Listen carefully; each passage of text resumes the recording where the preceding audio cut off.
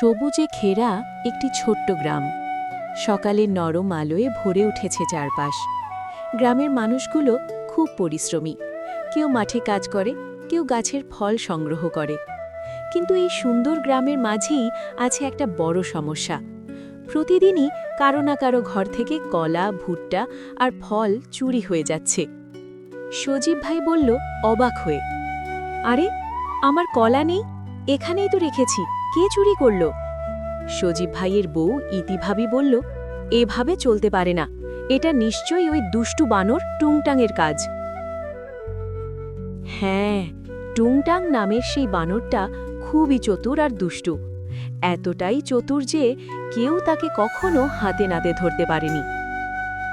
ঠিক তখনই গ্রামের এক কোণে একটা ছোট উঠোনে বসেছিল বুদ্ধিমান মুরগি মিতু। সে সব কিছু চুপচাপ লক্ষ্য করছিল। মুরগি মিতু বলল, সমস্যাটা বুঝেছি। শক্তি দিয়ে নয়, বুদ্ধি দিয়েই এই সমস্যার সমাধান করতে হবে।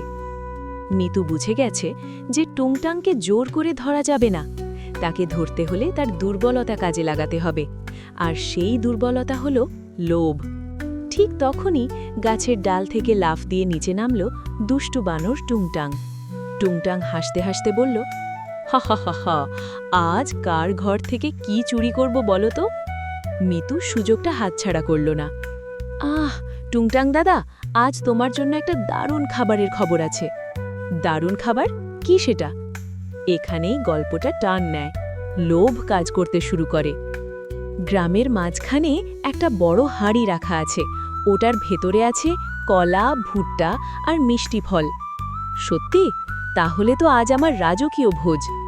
হ্যাঁ, তবে সাবধানে যেও, মানুষরা এখন একটু সতর্ক। কিন্তু লোভে পড়ে টুংটাং আর কিছুই ভাবতে পারল না। আর ঠিক সেখানেই শুরু হলো তার বিপদ।